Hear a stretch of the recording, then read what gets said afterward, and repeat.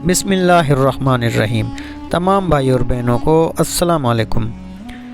ناظرین گرامی، حضرت ایوب علیہ السلام ایک جلیل القدر پیغمبر تھے۔ اللہ تعالیٰ نے ان کو بے پناہ مال و دولت سے نواز رکھا تھا۔ ان کے 7 بیٹے اور 3 بیٹیاں تھیں، جبکہ 7000 بھیڑیں، 3000 اونٹ، 1000 بیل اور 500 گدھے بار برداری کے لیے ان کے پاس تھے۔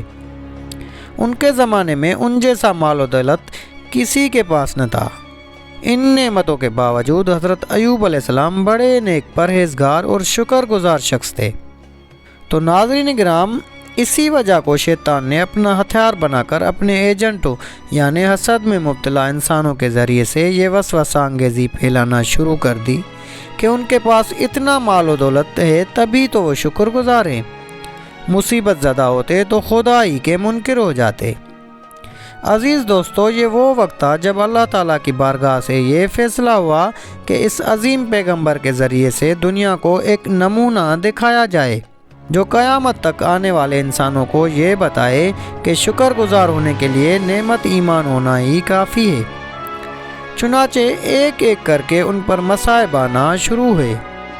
پہلے مال مویشی گئے، پھر اولاد ان کی آنکھوں کے سامنے مر گئی، مگر اس عظیم ہستی کی زبان پر سجدے کی حالت میں ایک ہی جملہ تھا: رب نے دیا اور رب نے ہی لے لیا، رب کا نام مبارک ہو۔ مگر میرے محترم ناظرین، اب معاملہ ان کی صحت و عافیت پر آ گیا، پورے جسم پر پھوڑے نکل آئے، مگر وہ پیکر وفا اسی طرح صبر و شکر کرتا رہا۔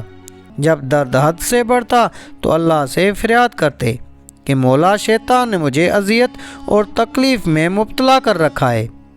جب ضبط جواب دینے لگتا تو اللہ کی بارگاہ میں التجا کرتے کہ میں سخت تکلیف میں ہوں اور تو سب سے بڑا رحم کرنے والا ہے۔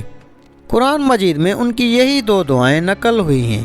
ان میں نہ شکوہ ہے نہ شکایت، کوئی بے صبراپن ہے نہ اللہ پر کوئی الزام۔ تسلیم و رضا کا عالم یہ ہے کہ ان دعا میں کہیں شفا اور مصائب سے نکلنے کی درخواست تک نہیں ہے، مگر اس کم فہم اور خاکسار کی ناقص رائے کے مطابق 2 پہلوؤں سے معرفت کا کمال کر دیا ہے۔ پہلی دعا میں یہ کہہ کر خدا کی غیرت کو پکارا ہے کہ تیرے دوست کو تیرے دشمن نے تکلیف میں مبتلا کر دیا ہے۔ ظاہر ہے کہ کوئی غیرت مند اس پر خاموش نہیں رہ سکتا کہ اس کے دوست کو کوئی تکلیف دے اور وہ اس کا بھی دشمن ہو۔ دوسری دعا میں یہ کہہ کر خدا کی رحمت کو پکارا ہے کہ تیرا دوست تکلیف میں ہے اور تو سب سے بڑا رحم کرنے والا ہے۔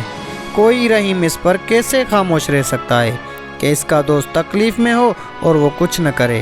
چنانچہ اللہ کی رحمت اور غیرت کو جوش آیا، اور نہ صرف ان کی ساری تکالیف دور کر دی گئی بلکہ جتنی اولاد مری تھی اتنی ہی دوبارہ پیدا کر دی گئی۔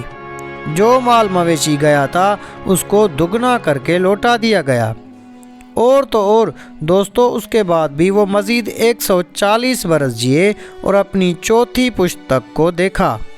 ایک پوری نسل ان کو بدترین مشکلات میں شکر گزاری کا مظاہرہ کرتے ہوئے دیکھ کر جوان ہوئی تھی۔ قرآن مجید میں اس واقعے کو محفوظ کر کے تا قیامت دنیا کے سامنے یہ نمونہ رکھ دیا گیا کہ کوئی شخص ایوب علیہ السلام سے زیادہ دکھی نہیں ہو سکتا، مگر اس کے باوجود بھی ایمان کی قوت سے شکر کرنا ممکن ہوتا ہے۔ تو ناظرین کرام، اللہ پاک سے دعا ہے کہ اللہ پاک بھی ہمیں اپنا شکر کرنے والا بندہ بنائے اور گناہوں سے بچائے اور دین کی صحیح سے صحیح سمجھ عطا فرمائے۔ آمین یا رب العالمین۔